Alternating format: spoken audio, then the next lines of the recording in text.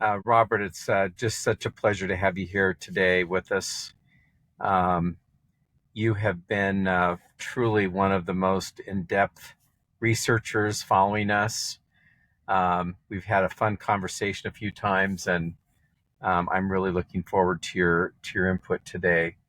Um, would you be willing to maybe just kick us off and tell us from the many inches of paper you've described to me of homework you've done on us?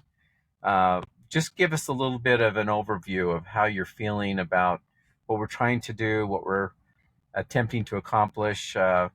We're getting really good traction. This week we'll take in about $1.5 million of investor dollars, which is our biggest week since we started the round the first week of June. So we're really excited about the traction. Seems like everybody's back from summer vacations, and the kids are getting back in school, and it just seems like everybody's getting back their heads back into the business world. So that's good to feel. Yeah, so But thanks Robert, for why having don't me, you by the just way. kind So of it's a real take it pleasure to from be with here, you, and and I I'd have been doing homework for love to years hear your on thoughts about the homework you've been ZenniHomes. doing on what we're So doing. just to orientate people, the guests are out close my camera, so you won't be able to see me because I'm the founding director of GCU's Canyon Ventures Center for Innovation and Entrepreneurship. So what we do here is we evaluate companies, we bring them into our facility here at Grand Canyon University. We wrap them in services to help them grow. Some of that is capital, some of it is just intellectual sort of services, how to find product market fit and the like. And to the end of pushing companies out into our greater Phoenix marketplace, into the Arizona marketplace to drive economic development. So some of the things that we do is we look for great founders in great companies. One of which came on my radar really early, Bob, was yours, ZenniHomes. And the reason we got an entirely new category of business, and I think this is accurate. And I think that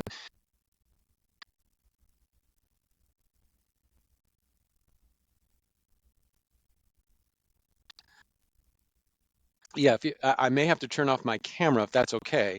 But let me move to a better location. I think I can get some better internet, but I'll try to keep going along the way here. So, um, Uh, Robert, really quickly, we do seem to be losing you. I don't know if there's anything you do with your internet connection on your end. We're kind of cutting okay, in and so out. the idea is that it's a story of a home builder. That's okay. It is to my mind, it's just a different category. It's an advanced robotics We will miss manufacturer of the cool durable, neon display portable, behind you, but energy I'm sure efficient living everybody's structures. more interested in your words. And So yeah, Bob, I see you as we're the happy to make Henry some Ford adjustments. of the modern manufactured living structures. And ZenniHomes is now what I see as the Tesla of the modern, elegant, efficient living structures. And I think that's accurate. I think that, when I look at it and evaluate categories in companies, I see the companies who are able to create something really different, really new, as them owning categories. And I think Zenni has done that. So that's how I'd like to start with. And then I think I'd like to just, for those of you I have toured the ZenniHome, several of them in your Mesa facility, I'd like to just really ask you, Bob, before we get into really the capital raise and all the other pieces, can I ask you what your 3 favorite features of the ZenniHomes are?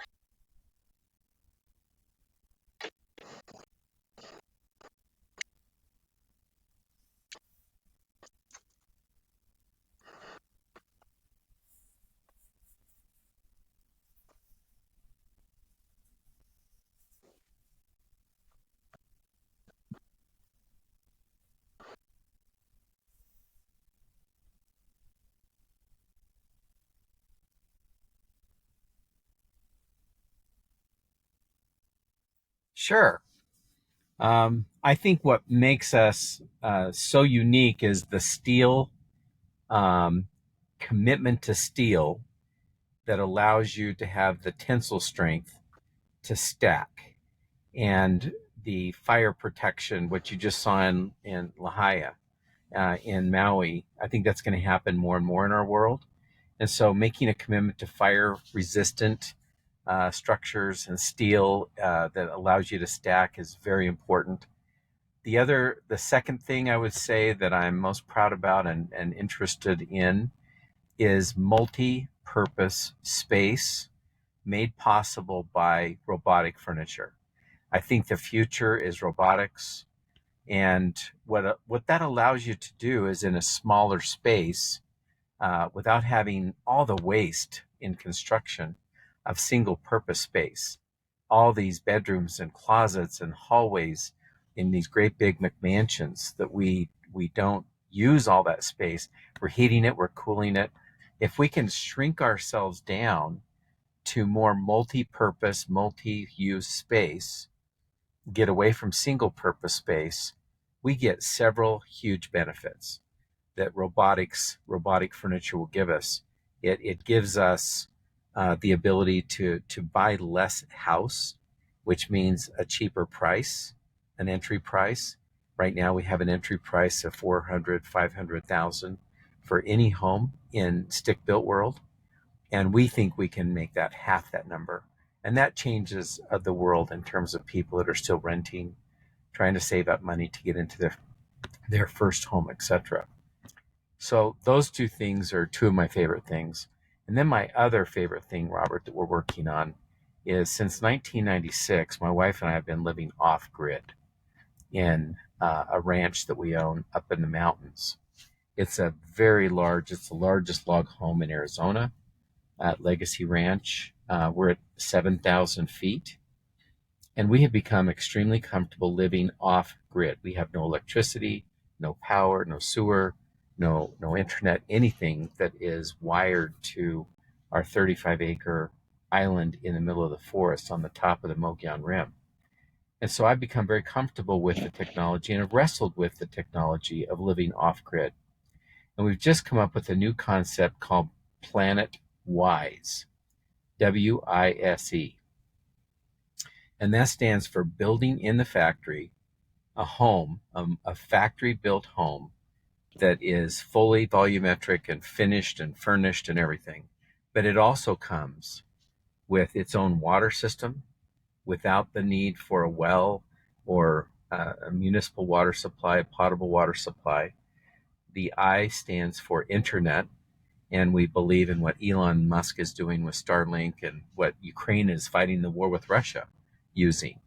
And I've used many different poor substitutes for that until Starlink, and they are just that, poor substitutes. It has changed the world. You could do voice over IP, you could do broadband. It's amazing what you can do. Forget telephones, telephony, wires, forget broadband coming or even Google fiber optically coming to you. Forget it. It's there now with Elon Musk. So the internet is now possible, installed in the factory, ready to go when you get on the site.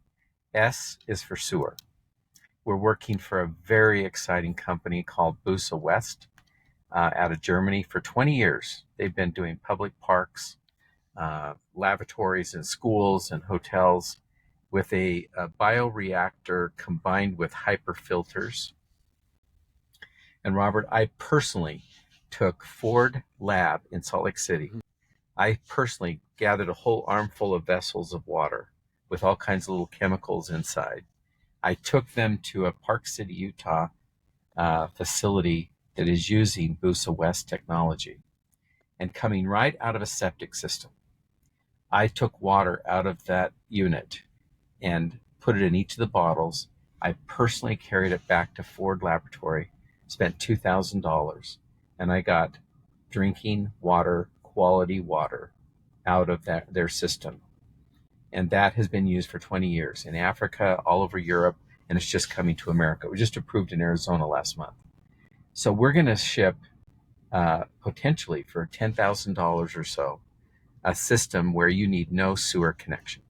And 98% of the water that comes into your system will be reusable. 98%. So think about the water crisis issues, Robert, that we're dealing with in Arizona. City land parcels that don't have a 100-year certified water supply.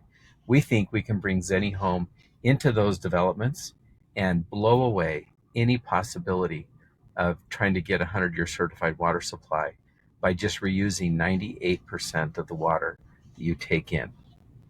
So water is a critically important. Sewer, that solves the sewer problem. And then E is electricity. And we've been living on PV battery inverter systems clear back since 1996. There is no reason on God's green So earth this is why I that we was really cannot interested. do I didn't a know grid-free about whys system before, but with solar I assumed that that was and coming. batteries. That is So I don't have a perfected ranch, and but I do have proven an Airstream. technology. And those of So you who know today, what an think Airstream about is, it's all the things you're basically a paying for home on impact wheels, and fees, I have connect all the sort fees of to a accoutrements that city you would have. I have to do Starlink. those four I have things, I and to don't be able have to the source system, but I produce do our have homes lithium in a batteries. I do factory, have all those things, and I can live pre-packaged completely to off be grid. But this planet-wise is why and it's not a different need category, those because it's an connections advanced is going to robotics be revolutionary. manufacturing of durable, portable, energy efficient structures. That's not a manufactured home. And when we think about manufacturers' homes, we think about sort of this sticks. It's really what they've taken in manufactured homes. Not to be disparaging to those home manufacturers, they've basically, put sticks together in a factory somewhere and then shipped it, on a truck. That's what it is. It's really not any different than a traditional home. It doesn't have all the efficiencies that you would like to have in a durable, portable, energy efficient home. Let me tell you my three favorites. So you mentioned the robotics furniture, the auto bed. I posted that on my LinkedIn, and I got people asking me, how does that work?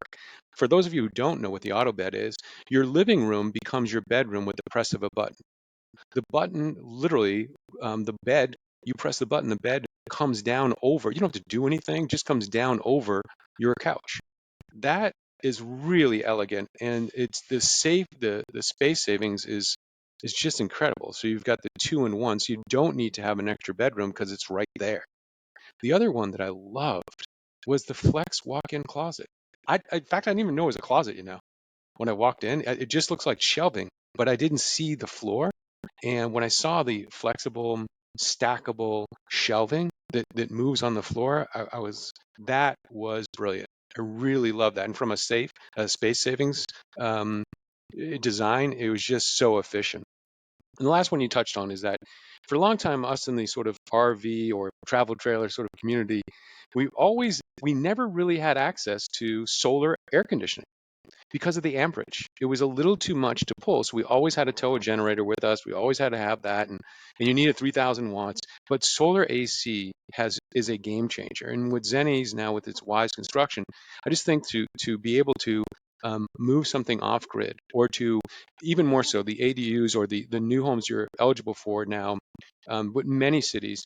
One of the challenges I have in my backyard is I don't have access to SOAR. The SOAR is in the front. So I have to trench all the way to the front to tie into a SOAR. I really don't want to do that, right? So even though you can put an additional structure on your facility, you may be able to get power and water there, but you may not be able to get SOAR, because most of the SOAR lines run on the street in front of your house, not in the rear of your house. But those are my sort of three favorites. But I love the fact that this opens up an entirely new market for customers. You can now put a ZenniHome anywhere basically on the planet. You don't need to be tethered, which I do think we're going to be decentralized sooner than later. You don't need to be tethered to utility or to a municipal source system. One of the things I fell in love with the design of ZenniHomes, because I'm sort of a modern enthusiast. That's why I love Airstreams. I've had the old versions, I've had new ones. I love them. But really, one of the things that I really loved, Bob, was how you raised money. Can you share your story of your crowdfund raise and the perks that you give with that? And by the way, your website is just, if those of you who have not gone to ZenniHomes, you need to go and see, the capital raise they did. What I love about it is you not only democratized home ownership, but you democratized investing in a startup company with CrowdRise.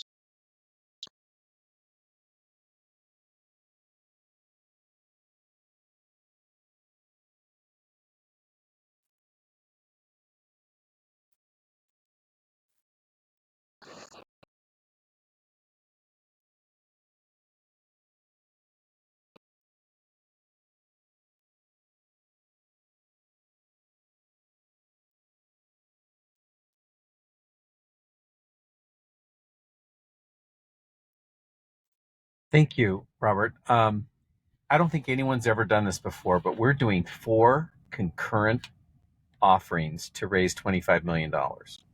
And let me give you the 4 pieces because it is groundbreaking. And the lawyers were going, we don't know how to do this.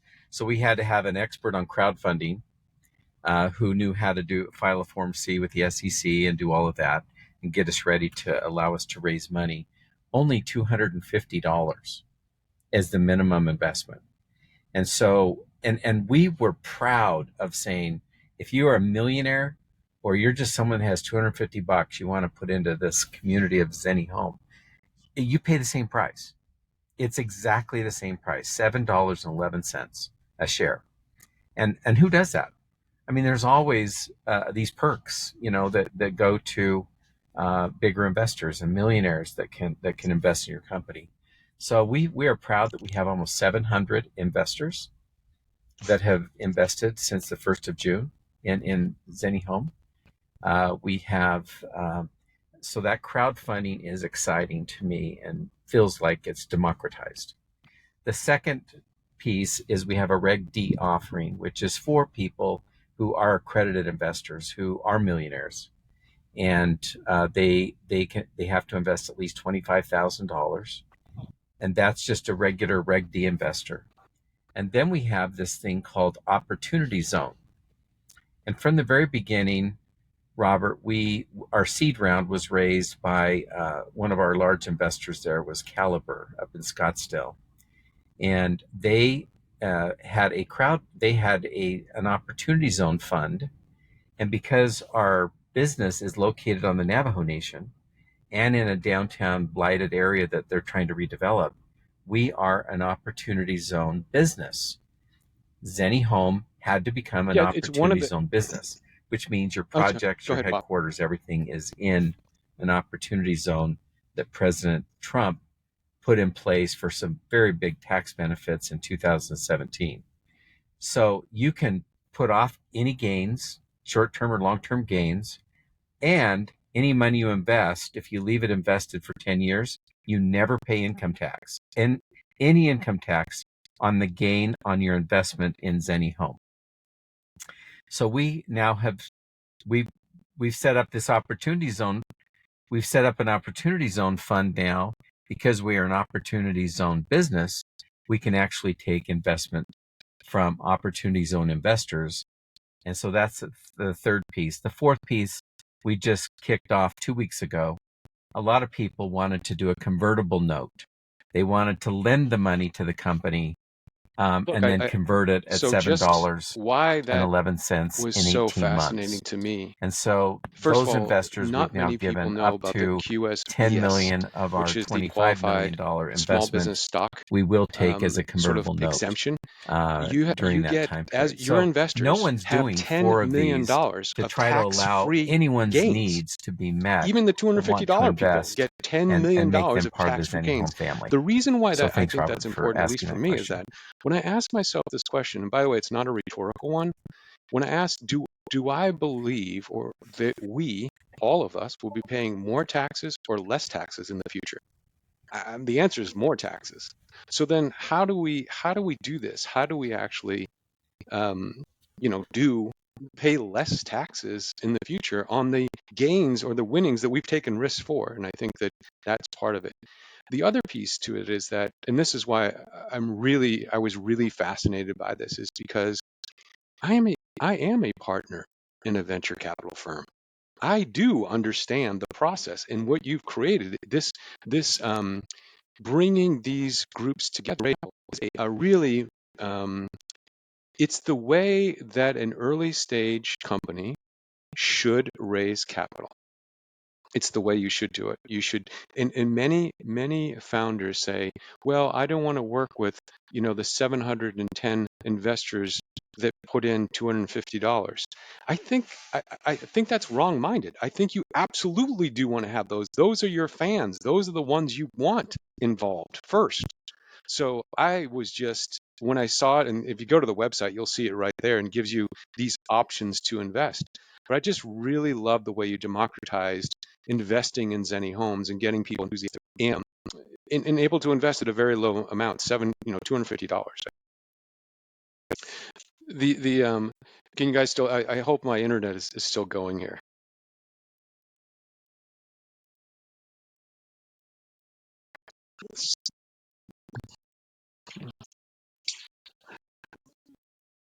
That's okay.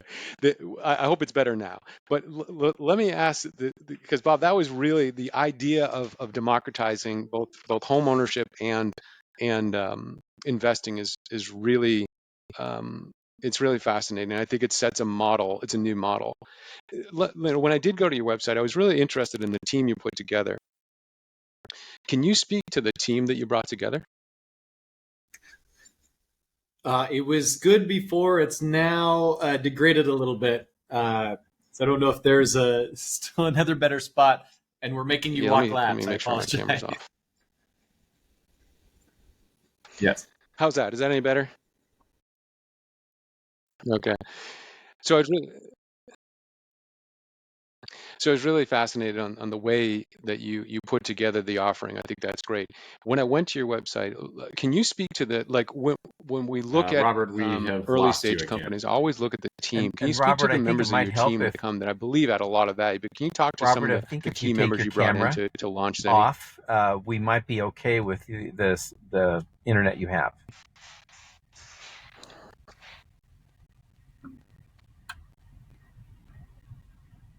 Yeah, I think Yeah, let's yeah, try that. the sound's coming through much better.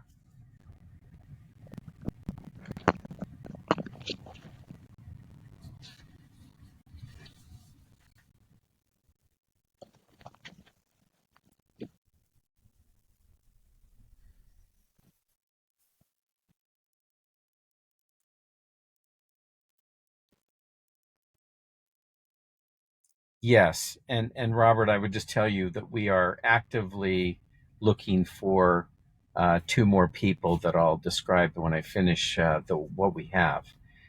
First of all, our board is outstanding. We have the two experts, one in Utah, one in Arizona, for master planning communities and housing in general.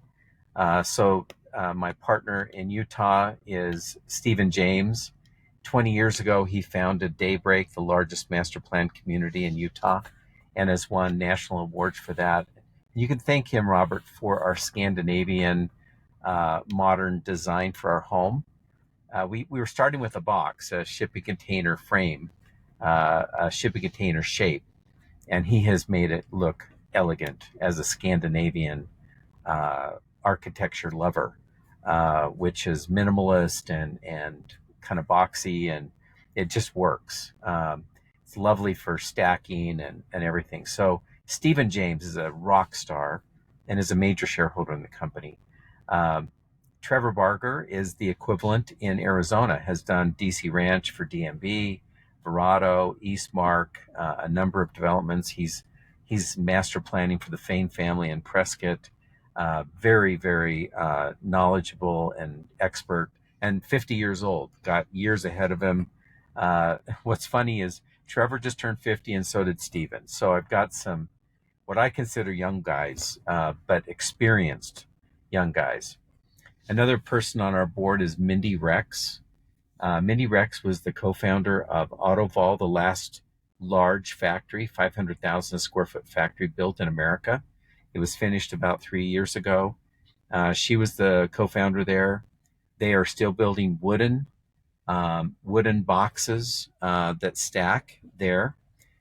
It was a $110 million factory, built state of the art in Nampa, Idaho. I've toured that factory now several times. The problem is the input apartment buildings that are coming in from Oakland, California area, Oakland, San Francisco, Sacramento. They build them in Boise, they ship them down to the San Francisco area. And every project, Robert, you won't believe this, every project, every box is different. And so the factory, the whole idea of automating a factory is lost when you can't control your architects. And they want to do something different, and everyone a different floor plan, a different a different cladding option, a different everything they're doing is making the factory go crazy. And so she's on our board because she thinks we have solved that problem that can really allow you to build a factory with robotics that can build the same thing over and over again. And all you're doing is changing colors of cabinets, colors of floors, colors of cladding, just like a car would get different colors. But she sees us as potentially that Tesla factory that needs to be built and needs to be. You have to constrain yourself and not allow the architects to go crazy. So she's on our board, and awesome, Mindy Rex. We have a couple of people, myself and Connie Karras, who is our Price Waterhouse. She was a partner, Price Waterhouse. She does our audit committee stuff. Very, very sharp. She's also really into ESG and is certified in that, and so adds to our board some serious Canadian level of environmental concerns in what we're building when we build homes and put them out in the wild in America. On the executive team, Trevor is helping us. He's not only serving us on our board, but he's also working for us as our chief revenue officer to fill our pipeline with plenty of orders, which we have plenty of orders, plenty of market demand for this product, both from developers, but also from governments. Navajo Nation wants 1,000 of our units. And then we have the ADU market that wants one of these in the backyard or wants to figure out a single family home kind of approach that's more Rambler style and less stacked like the apartments would want. Apartment owners, developers are looking for. We also have found some people on our team that have fantastic experience. David, for example, here has been working in San Francisco with InstaWork and some high-tech education organizations and understands how social media should work in today's day and age. And he redid our website 2 months ago when he joined us to be much more elegant and useful for mobile. We're starting to build a social media presence, including doing these webinars, working with the WeFunder people on the crowdfunding campaign. That's all cutting edge kind of millennial thinking that we're excited to have on the team. In Page, the thing we're very excited about there is we had 1,000 people that were skilled craftsmen, blue collar workers, that were iron workers, and we're still building. So I mean, how good can that be? Pipe fitters, electricians, carpenters that were let go from shutting down the largest coal plant west of the Mississippi. And those workers have been unemployed for the last 2 years. And we are bringing them back to work. We have 125 people there now and have 300 more that want to come to work on application, waiting for us to call them up to come to work. So I think the team in Page is extremely gifted as it relates to working around steel, welding, that is a plumbing, game changer, I think, electrical, for Arizona etc. From a to blue have it collar in perspective. Page, Arizona. And Can you when speak I to was sort of looking the for number our of first new factory, I employment didn't want opportunities to you compete created with in everybody else just in Page alone, town. just at this So point? we Can you went to talk to Page, a little speak to bit that? Because more this is of an when isolated we location, look what people might think is isolated. to partner with But I knew there companies was here at Grand 1,000 Canyon really University, our high-skilled center, people there we waiting look for to see, work, okay, and it's worked how out can this perfectly in organization that help to regard. drive economic Our development in a steel specific region, manufacturing people that especially make our places that chassis are lack. is 3 miles away. A great company that we've used in our power Yeah, business I'm sorry. Let me for switch to 25 another. years. Let me Page switch to Steel, they're another the internet. largest Hold on 1 second. manufacturer of billboards in the West. And they built the coal plant, they built the dam. So having that manufacturing facility there for steel has been invaluable as well. I may have missed something, Robert. Did you have a question?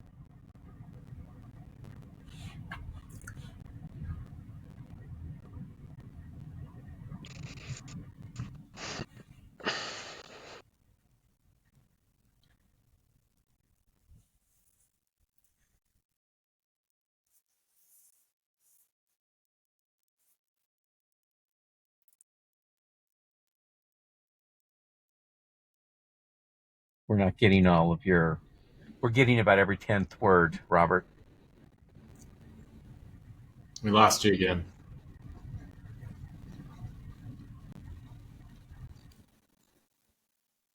I think I understood what he was asking. I'll just go ahead and answer that question. We've hired 125 people in Page. It's been a game changer, one of the largest employers in town now. And again, 300 people waiting to come to work for us. Yeah, I mean, it's just To take an that is a indigenous game changer, I think, population for the that's been, community. I've been thinking about a lot really about this. not I call it the thrived, ZenniHome's 50% perfect storm, unemployment. and I've identified these 12 factors 90% of the that I think are Navajos on the really Navajo Nation live in important to speak condemned about. homes Can that, we that can we would talk not about meet today's code to live in. what these 12 factors are 90% that are of the driving this 45,000 homes this? are not livable. And if you drive through the reservation, you can see Yeah, that. let me. And so I helping those apologize. people out, they need a job, they need good income Okay, to I be able to apologize, guys. replace those Let me jobs switch that to are another just internet provider impossible here. Just and it's terrible. we've got a They lot were going on in our facility here, so they it's were just HUD we've. home Let me switch to quality another one, that and didn't even last 20 years but can you hear in me that now? environment. And so they're excited Is about this any having a better? home that might last 50 to 100 years that's built from steel I and not wood. the So I think we're doing a lot of great good there, Robert, in Page and on the Navajo Nation in both employment and potentially providing them with some much better housing stock than what they've been provided before.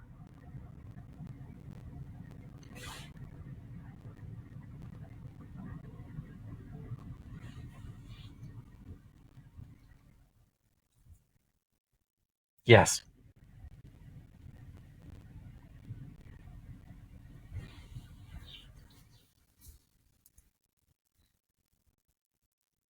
Robert, we want to hear the 12.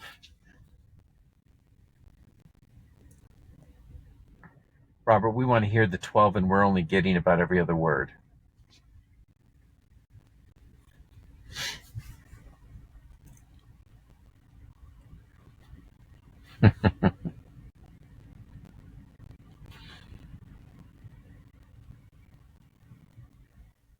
Yes, we can. Yes.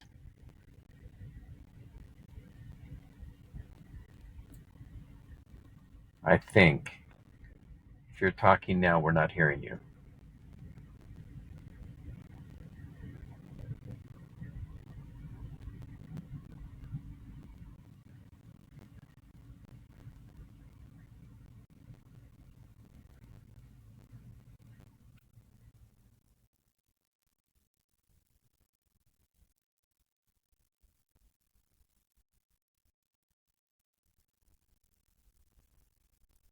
the the 2% mortgages has creating a housing shortage, and now people have to figure out, what am I going to do? Where am I going to live? That's one of the ones that I think is one of the primary ones is driving this this perfect storm. Can you speak to that? Yes, I think getting mortgage rates down to 2% was a fantastic environment, and it was hiding some underlying serious problems in the construction industry, including rapidly rising labor rates and materials costs. But when you can buy a home at 2% interest rate, you're able to kind of ignore what was happening in the real cost of building homes, stick building homes. And now people in that 2% mortgage world are stuck in those homes and maybe need to upgrade. Maybe their family's growing and they don't want to go to a 7.5% mortgage. I mean, it's a massive increase in mortgage payment to go from 2% to 7.5%. As most people on the call know, most of the mortgage payment in the early years of your 30-year mortgage is interest. And to have it double and triple is not insignificant. Yeah, the other sort of, I'll just go through them as I see them. The other ones that I think are fairly significant to talk about is that I call it generation priced out. The purchase price plus high interest rates plus student debt. People can't afford a home yet, a home anymore. Then this third one is an aging population. We have a need for senior homes, or seniors need homes. That I think that's a is going to be a bigger one. That, coupled with the fact that we have adult children now living at home because they can't afford, they're the generation that got priced out. They can't afford a new home. Then this workplace mobility and these digital nomads, they need flexible housing, which again, it's driving this. I get the problem that Zenni solves, by the way, is I think it's solving the U.S. and global housing crisis, right? And then I think you touched on this before, the off-grid movement. I think there's a movement to go off-grid, and combine with that the tiny home trend. Less is more. And then we have, this other factor, with city codes changing, allowing for AUDs. And then a big one is that, look, we need 600, last count, I think it was 650,000 new trades, construction workers. We just don't have the people to build homes anymore the way we used to. And then there's this other one that I think is really not well communicated. The tempo and frequency of natural disasters destroying entire communities that need to be rapidly rebuilt, like Maui and other places, that's happening more and more frequently. So I think that's really important that speaks to the total addressable market of this. Then I think there's a generation of people that they want experiences. There's generation experience versus, my generation was generation mortgage. These are people who, the generation experience, they don't want to be home poor. And then there's this really, I think the last one is this: Airbnb property owners have purchased available housing and inventories in places around the globe, from Lisbon, Portugal, to places like Glendale, Arizona. And Airbnb real estate is now an asset class. Many apartments and homes have essentially become hotels. And that's really driving, I see this trend of driving this demand for these, affordable, portable, energy efficient, low maintenance, low cost homes. Um, and I actually don't see this going away. And in fact, I think that when we look at the market, it's a $2 trillion market. I actually believe that's undervalued. And here's why. If you add in the cost of rebuilding from natural disasters, if you add in all those other costs, you're going to see that the total addressable market is probably double that $2 trillion number. Here's my question: given all of that, this perfect storm, what segment of the market do you think Zenni serves best at this point? Robert, people on the call probably don't know that for over a decade I have been a pro-immigration person because um, I was working in a congregation of all Spanish speakers and was here for the SB 1070 fiasco in Arizona, where we chased out really literally all of our workforce, our construction workforce, because many of them came without documents. And employers were happy to employ someone to do the job because the kids of our citizen population were not willing to go swing a hammer in 120 degrees. And so the whole construction industry in Arizona was based on this immigrant community that we basically chased out in 2010. The economy collapsed, the housing market collapsed, and then we chased everybody out. Well, they're not here now. And those that did have papers have aged a bit, at least a decade, 15 years. And as we know in the workplace, if you stick around for 15 or 20 years, you're a supervisor. You're not an entry-level laborer. And so I think seriously, we have not recognized the impact of cutting on immigration and its impact on the cost of construction and the labor pool necessary to build on site is just it's impossible to satisfy today. So I agree with you. These 12 perfect storm issues are creating an opportunity, I think, for single family homes, big time. And I think the other big opportunity is for apartment buildings. And during COVID, everything went up in cost, including rent everywhere. And you just have, for these other, generation priced out, aging population, adult children living at home, the unintentional consequences of mortgage rates. Basically, everybody had to start paying way more for rent, not to mention if they could afford to leave home and buy a home because interest rates are higher, etc. So what's actually happening, and I don't see it on your list here, but it's happening, is the homelessness that's occurring. 23% more in Phoenix, Arizona than last year. Salt Lake City, 24% more. San Francisco, 25% more. And we go, well, what's happening? We have more drug addiction, more mentally ill people, blah, blah, blah. No, we do not. The issue is the bottom rung in the economic ladder just collapsed. And it collapsed for all these reasons you just talked about.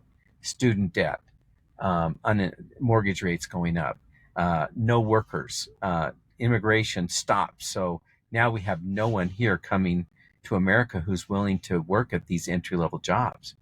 And so what's happened is the bottom rung of the ladder broke off, and we just threw 25% onto every city in America of homeless, unhoused, unsheltered population. And that's a serious problem we're not addressing as well. And I'm just starting to work on. I've been called about getting 2,200 homes to Maui for the fire. That's climate change, rising sea levels. People don't want to recognize in Lahaina in Hawaii. Do you know what the real problem is? They're going to do what they did in Hilo when they had the big tsunami in the 1960s. They're going to take 1,000 feet of oceanfront property in Lahaina that had the front street there, all the big Catholic church and all the cool commercial stuff. That's going to never be built on because they're counting on a 3.5-foot rise in ocean water in the next 30 years. They're also going to put all the utilities underground. They want to regrid the city. So all the homes that got burned down are going to go through takings and right-of-way expansions, etc. That city, that area will not have homes on it again for 5 years because they got a remaster plan, and those people are going to have to go find a place to live. So you're right. All these factors are combining, and this is going to get worse before it gets better. I don't know what the hurricane aftermath is in northern Florida, Panhandle, from yesterday, but there's an impact. I heard they were expecting storm surges of 12 to 15 feet. That wipes out so much housing when that happens on the coast with just a hurricane. So yes, I think there'll be apartments and single family homes and ADUs that will all surge in these conditions.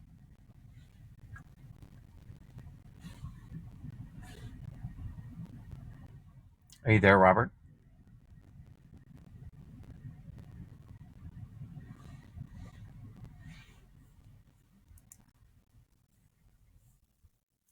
David, can you hear us? Are we still here? I can hear you. I think we lost Sorry, David. Robert. Can you guys hear He's me? still on this. Can you still? Now we Now we can. can. Yes, yes. So this is so important that I think that we need to make. I think there needs to be change in the way we think about housing and the way we think about development. And that brings me to this question of what can you speak to? I know that Caliber is doing the Opportunity Zone developer is doing a project with ZenniHomes in Mesa, Arizona. Um, can you speak to that? Can you do the math for me versus a ZenniHome development versus a traditional cost? Both the cost of the product and the opportunity cost with the availability of rapid production. What I want to get at here is that why wouldn't a developer put in their consideration set ZenniHome as their product of choice for development? You can stack them, you can do all these things, but can you do the math for us just about, as a developer, I can't find labor. There's an escalating cost of products out there.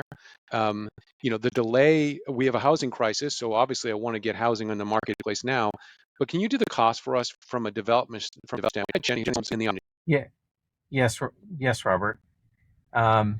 So today, our objective is to be 30% cheaper than stick frame site build.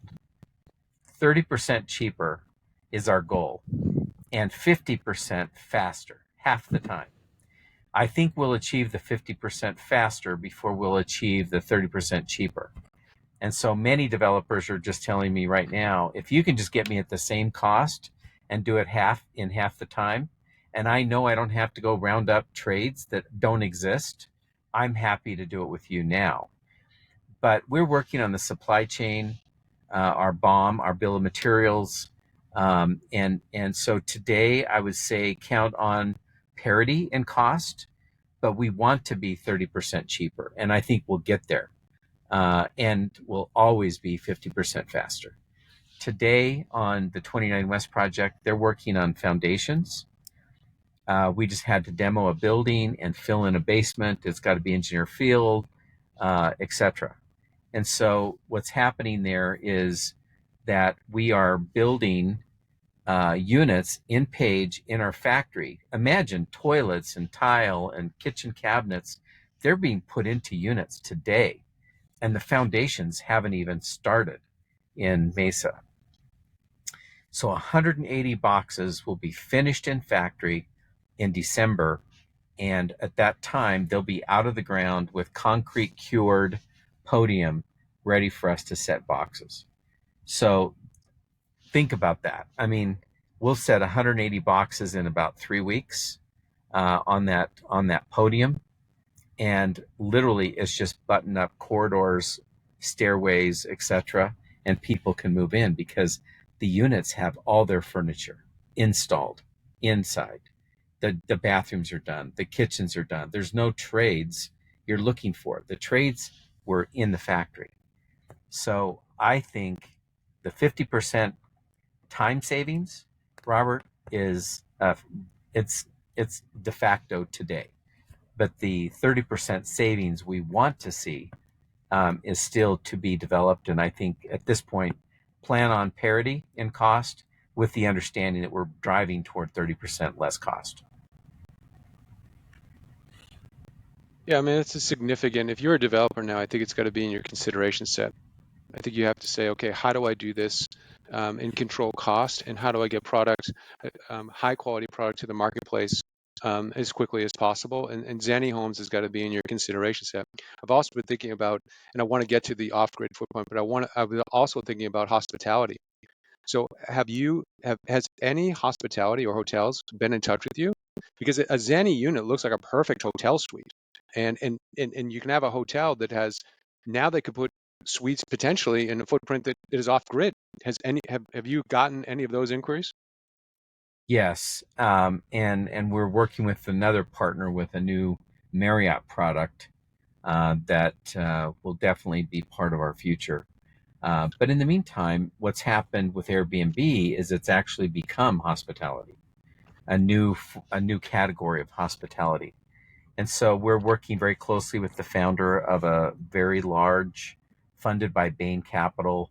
The founder is joining our board, and we're working with him extensively. The last couple of weeks, I've been with him hours and hours, and we feel that Zenni will be a perfect fit for their stock of new Airbnb products, which is becoming a new form of hospitality.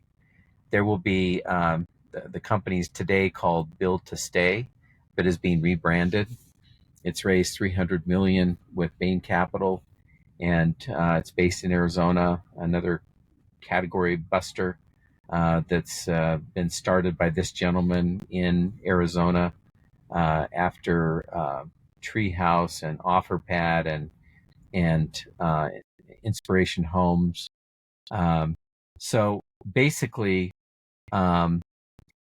they are very interested because to build today is not economic. It's not in the cards from a time perspective. He told me they just walked on a 100-home subdivision, not because of cost, but because of the time it would take to build 100 homes. The GCs don't have the trades. They don't have the subs. And so we aren't building a 100-unit subdivision because of cost anymore. We're doing it because of time. And there's not personnel to actually build 100 homes. So that project has gone on hold. It's insanity. So yes, we'll be in hotels, in hospitality. So this is the point, right? So this housing crisis, I think that the problem, I think great entrepreneurs solve a problem, brilliant entrepreneurs solve a massive problem, and I think this is the problem that Zenni's solving, right? This U.S. and global housing crisis. And that's why I was really so interested in sort of the process, the factory, the product itself, and how fast it can be delivered.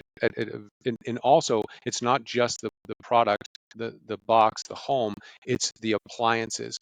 One of the things I've noticed is, and you've spoken to this a little bit, but there's this efficiency now that is now, I think, available. Can you speak to how solar and battery technology has influenced the development of a new breed of energy efficient appliances? And these were not available um, in the last like 36 months, but they're now starting to come out. Can you speak to that? Yes. Um, we it was kind of funny. We built the two models in Mesa, and we couldn't get the utility. It's a downtown small utility of 19,000 customers. Just couldn't get an agreement on connecting this modern solar battery inverter home. They had never done it before. In 19,000 customers, no one had ever done this before. We want to be grid tied. We want net metering. They'd never done it before. So really for 5 months, 6 months, we didn't have any grid power. And yet every day, hundreds and hundreds of people were coming and touring our two models. And it was perfectly comfortable inside. The air conditioning was running, very comfortable. The lights were working, et cetera, et cetera. So what's happening, and I think the next big iteration, Robert, is um, we started here, but 3 years ago, it didn't seem like we were going to have appliances. But the big opportunity, Robert, in my opinion, is all DC, a completely DC home, direct current. Your phones are direct current, your computers are direct current, your panels on the roof are direct current, the batteries are direct current, and this whole fight between Tesla and Edison, that happened over 100 years ago. That battle is going to be waged again, and I think we're going to win with DC this time. And what's going to happen is there's a 15% gain to not convert from DC to AC. That's across the board. If we told everybody you could be 15% more energy efficient in your home if you just use DC appliances, and we don't take the sun that makes DC power in panels and the battery that stores it in DC, we don't have to go through an inverter to put a sine wave into the power, and we can send it directly into the home with a DC current, straight DC current, and it goes right into your washing machine, your everything you have in your home, your appliances. And oh, by the way, the little box that all of your Apple devices attaches to is putting a sine wave, is taking the sine wave away, and so that your phone can get DC power. And the brick you use to do that, if you feel it, that heat, that's your 15% loss. Every time you go from DC to AC, AC to DC, you're losing 15% in heat loss, in efficiency. So I think big picture, Robert, that's the future. Everything will be DC, air conditioners, everything. And that will make things so much more efficient in the home. And also less dangerous. But that Yes, brings me to this point of I was thinking about ZenniHomes as a power plant, right? So when there is a natural disaster with these stackable batteries now, I think there's a 7 kilowatt from Tesla. It has one, and but it becomes a charging station, doesn't it? The home becomes a charging station it's not just for that. all the I'm other E. Go ahead. Yeah, but it's the charging station for everything else that's electronic, and I mean it's the most efficient way you capture by the way, the largest reactor in the world is the sun. We can now capture that energy in panels, and now we have efficiency in battery technology, which I think is going to get much better. And we don't have to put an alternating current in to actually convert. So you're right, we don't have to invert anything, so we're not losing that power. And you come direct with stored battery power that's rechargeable. If there is ever a flood, whatever it is, I mean, ZenniHomes are metal structures, right? So you will, the likelihood of you having to wait for, if you're in a ZenniHome, the likelihood of you having to wait for the power company to turn on your electricity in a natural disaster without a ZenniHome is pretty good. But with a ZenniHome, I think if you're a direct current, like you don't lose anything. It's probably, and it's safer than alternative current. But I didn't want to cut you off there, but I said that I was thinking that ZenniHomes becomes a power plant. It's decentralized power in a power plant. And I think that's really important because if we have to charge something, now we just plug into our home. We don't need the utility. Yes. And if you look at the lawsuits flying in Hawaii, on Maui, the lawsuits are flying between the county of Maui and the utility of Maui, because who caused the fire? And the utility says, well, I couldn't de-energize the lines that had fallen, because then we would have de-energized all the downstream users, including fire department and water that's needed to fight the fire. So you look at this whole antiquated system of wires and centralized utilities, and I'm saying all of it: sewer, water, power, etc. The sooner we can become decentralized, the sooner you basically have cell phoned the landline. You just got rid of it. And if you go to Africa today, no one's putting in telephone lines. No one's putting phone jacks in their homes. How many people today have a landline even at their home that was wired for it? And so the sooner we can get decentralized and have our own power plant in our own home, we don't have the problem that Maui just had. And if there's power lines down somewhere, who gives a crap? I don't need it. I'm just fine. I'm living in air conditioning. I'm able to do everything I need to do. And the other thing I wanted to mention that I think people are overlooking in a big way. I'm sitting here right this minute with 5 minutes remaining in Tucson, Arizona at a supercharger. My car has just put in, something like 300 kilowatt hours of power into my battery. This battery that I'm driving to my home, if my calendar could tell the world that I'm out of town for the next 2 weeks, this battery in this car can be a microgrid battery to stabilize the entire neighborhood. When we get into everybody's centralized plant is their own home, and they're driving an electric car with a massive battery in it. Wait till you see the Cybertruck's battery.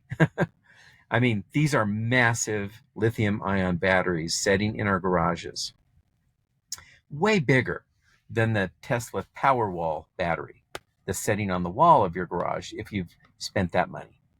Now you've got solar power feeding the batteries. You've got intelligence where battery management systems are tied to all your other smart home appliances. It's tied to your phone. And you can see on your calendar that you're not going to need your car for the next 2 days. The car gets brought into the microgrid and helps manage your whole neighborhood, not to mention your own home, so that you're maybe buying power. Let's just say you take some power in from the California grid when there's a duct curve problem, and they're giving power away, literally giving power away. Or when a nuclear plant, Palo Verde, is running in the middle of the night and there's no load. Guess what? You can get power for pennies. And so if you can bring that in, charge up your car, charge up your batteries at your home if you've got those as well. And guess what? During peak period, you are making dough. You're either selling your power to your neighbors or you're taking care of your own needs and not paying the utility the peak power rates that they want. And so it's just, I think between electric cars, an electric home, and maybe someday getting to all DC in the home, it's a whole new ball game, decentralized. What happened in Hawaii won't happen to you. It's after a hurricane, a tornado, rolling power outages. Who cares? I bought my home from ZenniHome. It's working. Everything's cool. I don't care what everybody relying on the rest of the grid is dealing with. I'm covered. I'm safe. I'm totally independent. Yeah, it's going to happen. It's happening already. And by the way, the Paradise Fire in California and other fires, we now know the cause was PG&E. Their power lines hit trees. Yes. So we now know that that's those those catastrophic events are typically caused by power companies that had lines that weren't trees weren't cut away, and they put everybody at risk. So the idea now is that, okay, do we really need this? And the fact is no. Which brings up this other idea that I think that the global marketplace is probably more attractive for ZenniHomes than the United States. They don't have any of the infrastructure or the resistance to the antiquated infrastructure that the United States does. There's a defense of the power grid here. It's a rational defense, but there's still a defense of it, right? There's not this, like when I say that, there's not a plan that we have here in the United States at any state to decentralize the grid. There's not a plan. The plan for the utility companies is to keep the grid in place. It's not to make it, more efficient with DC or more efficient. The plan is to keep it in place, dangerous as it may be, at risk as it may be, for all sorts of things, cyber hacking, all the other things, right? But there's not a plan to decentralize. However, across the globe, they're not wedded to a utility system with power lines and the like. Have you explored? I know it's probably difficult to think about global marketplaces now at this stage, but have you explored what developing worlds may when they may need it, and what product would they need in terms of a ZenniHome? And I'm talking about places like Africa, Central America, and the like that they don't have efficient grid systems. Even some places in Mexico that just don't have. There's rolling brownouts. But what is the opportunity, the global marketplace for ZenniHomes? What does that look like, and how would you deliver to those marketplaces? Well, let's start with delivery, Robert. We are built to ship. Our homes, I mean, think of the old days moving homes. There used to be companies used to come and move these homes, these massive efforts to raise power lines and move homes. We were designed and built in a factory to be shipped. And once it's installed, it can be moved very easily. So first and foremost, our volumetric modules are built to ship. Ship on ships, ship on trains, ship on trucks. Imagine going coast to coast, which typically runs about $7,500 per container, 40-foot container. Just hopping on the train from San Francisco to New York for $7,500. So because you're a shipping container dimension, your home is not some oddball. If you listen to all the other home manufacturing people, oh, you should be building 12 feet wide. You could go down the road with a permit, 12 up to 16 feet wide. Well, guess what? A train can't put you on at 12 feet wide. They can't even put you on at 9 feet wide. They would run into each other in a tunnel, and so you've just lost the ability to go anything other than truck when you start to try to get bigger and more greedy with the dimensions of your modules coming out of your factory. So we think staying pure to 8 feet wide is really important to get them to these third world countries. The other thing that's going to be a challenge is I had the Queen of the Congo come up to me in Monaco when I gave this speech over there last year. And she came up and said, I need 10,000 units for farmers in Congo. I said, okay, great. I mean, let's talk about that. What does that mean? And she said, well, they can't cost more than $10,000. My steel frame is $10,000, my chassis. And so what's going to have to happen is we're going to have to figure out in these developing worlds, can they afford $100,000 home? And if not, what do we have to engineer to accomplish something there? And I think to be very realistic, even I've been approached by Ukraine, the Ukrainian NATO countries looking to rebuild after Russia's done with their excursion into Ukraine. There's hundreds of thousands of homes that have been blown up, and they need houses. Our designers, our draftsmen are in Ukraine. we pay every week. We pay people in Ukraine. So um, we are absolutely interested and want to help in these other areas, but we have to figure out how to get costs to make sense. Our factory, our next factory 2.0 that we will have after the page first factory that's very manual, it can go anywhere, and we know what it's going to cost to go anywhere. So we could build these homes 5, 6, 7,000 per factory per year in other places. Labor costs will be a savings in many of these countries, but it still doesn't get us down to $10,000 homes. And so we're going to have to rethink um, materials to be able to really help out the farmers in the Congo.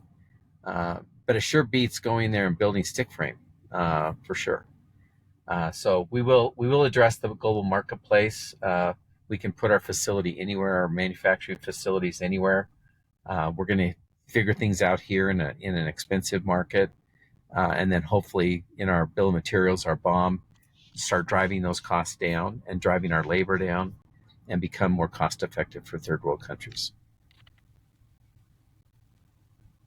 Yeah, I mean, I thought about like when I was thinking about the manufacturing facility. I have not been up there, but I've seen pictures, and I thought about, there is back in World War II, and even now, there's factory ships that actually produce on ships to deliver to offset the cost of actually, moving that across the globe. They actually put there's a factory ship.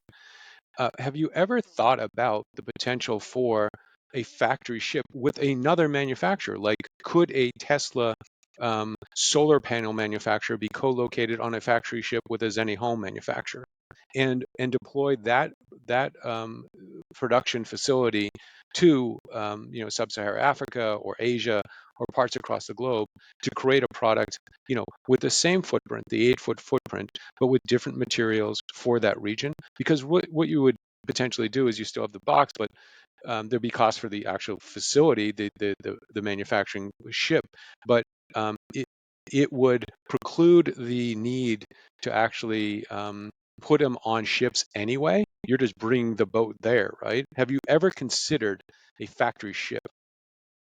I love the idea, David. I mean, Robert, and it's really thinking ahead.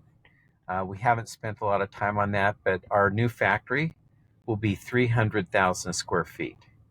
300,000 square feet is not that big for a ship. And so I think that could absolutely be done. I don't know what other lines and what other components, such as panels, solar panels and other things, how much that you would need to load up as, you know, uh, supply chain items as you go there, or be resupplied by ships that bring in batteries, solar panels, etc., and how much of that could actually be also co-located in your factory on the ship. I think it's a great idea, and it's absolutely doable. I know our time is running short here. I want to sort of close with just a couple questions. In terms of like just Zenny Homes right now, the market to me seems that it's got to be developers, because they're the ones that we have a crisis. I mean, there's no question about it. But developers are the ones that have the resources, have the dirt, the footprint they purchased. Um, they're the ones that seem like the most likely marketplace right now to purchase large quantity and put developments on the ground. It, is that really the impetus, the focus at this point, to work with developers to have them put Zenny Homes in their consideration set? Yes, and it's very wise of you to point that out, Robert. The last 3 years, I've been on the phone sometimes 5, 6 hours a day, not running the business, but just talking to developers and also talking to people who want an ADU. And guess what? The amount of time to sell a developer and to sell a person to put a casita back by their pool isn't that different. And the developers have in house expertise for permitting entitlements and all that. Homeowners don't. And we think those like Boxable and others who are focusing on the ADU market are going to really struggle. because the cost to get one unit approved in California is not insignificant, and it's hard to get the homeowner educated, etc. So we'll do that, but our core business and the calls that have come in, of the 40,000 units we have in soft order backlog, 75% are developers, and you're selling 100, 200. I have a winery here in Elgin, Arizona. He wants 10 units. Well, it's the same work to sell him on 10 units as it is to sell him on one unit. And he's more sophisticated. He's got cash. He's paying cash for the units. And so I think there will be people in our space will eventually find out that the big opportunity is with the big developers. To your point, it is where the money's going to be. And that actually starts to make a dent in the crisis. The other piece that I've noticed in terms of for developers, one of the trends I've seen, and I've not, it's come up for the last maybe 3 to 4 years now, is that I've seen single family rental units. And so you can actually rent a single family home now. You don't have to purchase it. And I think that's a consequence of the perfect storm that we're seeing. And, and when I drive around and look at these things, I'm fascinated with sort of these new categories of products and what's being done, what's being created. When I look where there's new single family rental facilities or rental homes in Arizona, they are almost directly across the street from apartment buildings.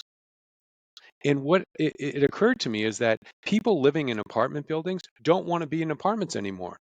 They're renting, but they just want to rent a home. They can't have access to a home, but they're renting these single family homes that that become available, and they're right across the street from the actual single family home. The developers have intentionally located those properties across the street or very nearby those rental places. So my sense is that there's probably developers who say, wow, this is a really great opportunity. There's a rental facility right there. I bet, many of those people have grown out of that apartment and would like to have a single family home unit, which to my mind, a ZenniHome is a single family home unit. You get everything in an 800 square foot that you would get in a 1,500 and potentially a 2,000 square foot unit. So I believe that that's an interesting market, and I do think that at some point, developers, to get product to market fast, they're going to have to think and do differently than they've done in the past. So that's now I'd like to ask this one last question and then close. When will you really ramp up manufacturing production here? When will we see hundreds of units a day going out the door? When do you think that will happen? Well, we now know that our current facility that Tesla's engineers that we hired 3 years ago told us, build your first factory manually. Don't do what we did in Fremont, which is fully automated, but we didn't know what we were doing yet. And then you saw the tents outside and all that. Well, Tesla got it figured out. And now, trust me, their Austin facility is awesome. Berlin's awesome. Shanghai's world class. And so you start manually. You work out the constructability issues, the plan modification issues. You really get your crap together and make sure that your Cybertruck is designed properly before you. And he's now building 100, 200 and working the kinks out of those. He said last week, Elon did. So I think you start small. You do it manually. You make sure it's working. And that's where we are today. We'll get to 1,000 units a year out of this facility. The next facility will be 7,000 units per facility. And that's still only building 24, 25 homes a day in a factory. And they're throwing out, Shanghai's throwing out a new unit every 30 seconds. And so the automated EV factories today are showing us how to go fast and how to have high quality and low cost. And so we're going to partner up with them. I told you there's 2 positions open in the company. I'm saving for very special people. One will be a COO that will have built, I'm talking to some folks that have built Tesla factories and gigafactories and understand how these new thinking of new lines and more automated, more robotic than ever before. That'll be the COO, dream COO I'm looking for, and then the CFO that understands the capital markets and how all this is going to work. I'm a CPA. I'm covering that now with another contract CFO, but we need a great internal CFO, and that's another position we're looking for. I wanted to mention one more thing on the apartments and the rent to own homes next door. That same thing is happening with hospitality. So here's a Marriott Mm. 5-story box, and here's an Airbnb next door. And now there's companies that are doing like the build to rent homes. They're the company Build to Stay, financed by Bain Capital. They're the investors. They're going to build whole subdivisions of all Airbnb. And I ask you the question, what's the difference between that and a Marriott? Why are people wanting to stay at the Airbnb subdivision where every home is an Airbnb so that there's no NIMBY backlash with mixed neighborhoods? Why is that any different than going to Coachella Festival and renting a room in a hotel versus renting a home across the street from the polo fields? What is the difference? People want that intimate and private sense of a home versus living in a box of homes. So, yes, it's happening in hospitality with Airbnb. It's happening with apartment dwellers versus build to rent single family homes. And we should watch that very carefully and see how that plays out. The density is not going to be as high, obviously. There'll be more urban sprawl with that, but we're getting 20 units per acre on one single family home, not stacked at all. So we can still get big density with your own place on the ground. So we'll have to see how this all plays out, Robert. But man, you've got great questions, and you're looking around the corner like I'm trying to. And between us, let's get a lot smarter together. Yeah, no, look, I'm a fan. I'm a cheerleader for startups here in Arizona. I love the state of Arizona. But Bob, it's been a real pleasure to talk with you about this. These are questions I've been wanting to ask, and I just wanted for the audience that are listening, if you ever have an opportunity to go and see a ZenniHome, I think you're going to be really impressed. They're in Mesa, Arizona, downtown Mesa. It's a really, really great, um, product and a facility. And then I encourage you to go to the website. $250, you can be part of the part of the team here, right? So I think it's just, I'm so proud that Bob, you've done this in Arizona. I'm really proud to see this. I think it's world class. I think it's a game changer. It's solving, like, great entrepreneurs solve big, big problems. You've taken on the housing crisis, not only in the United States and Arizona, but across the globe. And I think ZenniHome is positioned really well to be that product of choice for the solution.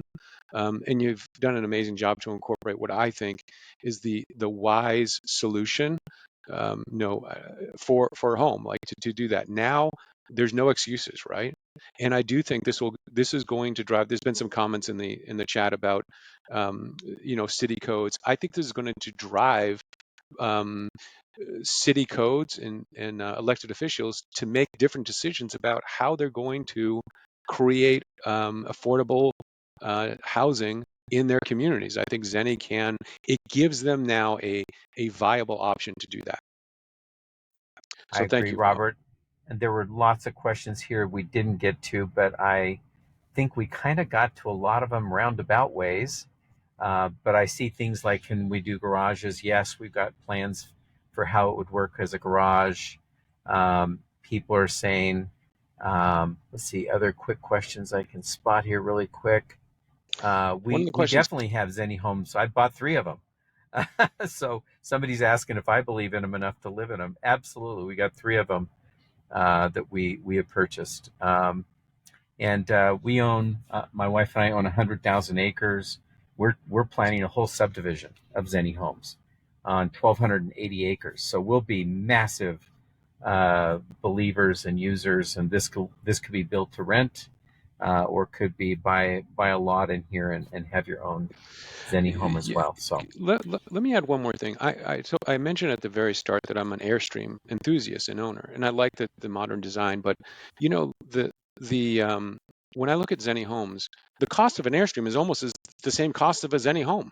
yes, And and I don't get the appliances, I don't get the efficiency, I don't get the space, I don't get, and oftentimes I drive my trailer someplace and I put it there, right? I don't really move it around that much, but it is the and a ZenniHome is way better built than my sort of aluminum, travel trailer. But from a cost perspective, from utilities perspective, a ZenniHome is an amazing product for the price that you get, and you don't you don't need to lay a pad down. Literally, you need some footers and that's it. I mean, it is. So if you're considering an Airstream, if you're in that market, I'd consider a ZenniHome, but I do think that for me, I would love it if we had um, developers from across the United States and across the globe come to Arizona to say, look, we heard this podcast that you did. We now need to see this, because I do think the cost consideration for them, everyone's facing the same thing. You can't get labor, prices are going up, supply chain is still a mess. It's still a mess. One of the challenges, you know what? I've got a project right now. I can't get a new panel, a utility panel. I can't get a 18 panel months. 18 for a months. panel. It's Yep. Bob, it's a metal box, right? Yep. That's a metal It, box, right? it might have a bus in it, an aluminum bus, and a That's it. box. I can't get a panel for the I have got a 150 amp. I need to go to 200 amp and a proper amp, and I can't get a panel. Like Yeah. I literally, and then I have to find somebody that can do it. So all these things, this sort of perfect storm, all these things are sort of colluding to make ZenniHomes. I think the sort of if it's not in your consideration set, if you're looking for a developer or even for your own property, I think it's certainly in mine. Like I don't really need my Airstream anymore, but I would like to have a ZenniHome. So eventually I will have a ZenniHome. And Robert, I just want to ask everybody to be patient with this as we're ramping up. There was another question about how many of them are out there. We've got 2 in Mesa you can come and look at. We've got 14 shipping this month. We're just ramping, so bear with us. Place your reservation. Hopefully, become a shareholder and take this ride with us. And I hope you make a lot of money. I hope we become the Tesla of homes in the future. I think that's very doable. We don't have competitors with our same vision. There are people doing pieces of this, but I think we have the most comprehensive plan, and we're executing that the best we possibly can as fast as we can. So be patient with us. Thank you. Thank you, Bob, and thanks for all the folks that listened. But I'm a huge fan and a huge supporter. But Godspeed, Bob. I know this is really important work, and know that here at Grand Canyon University, we're cheering for you and rooting for you. And hopefully, one day you'll come here with us and talk to our people about what you've created in ZenniHome. So appreciate your time. We'll love to do it. Thank you. See And you, just to Robert. close us up, I've posted 3 links in the chat. So for those of you that are watching, link to our WeFunder page. We're just about to cross 700 investors there, which is a really amazing milestone. The link to our invest page on our website, where you can also go check out any of our homes and models and make a reservation there. And then a link to where you can secure a time to tour either the prototypes or the factory. So any of this stuff should be accessible through our website. So remember ZenniHome.com. And with that, we will end the stream. Thank you very much.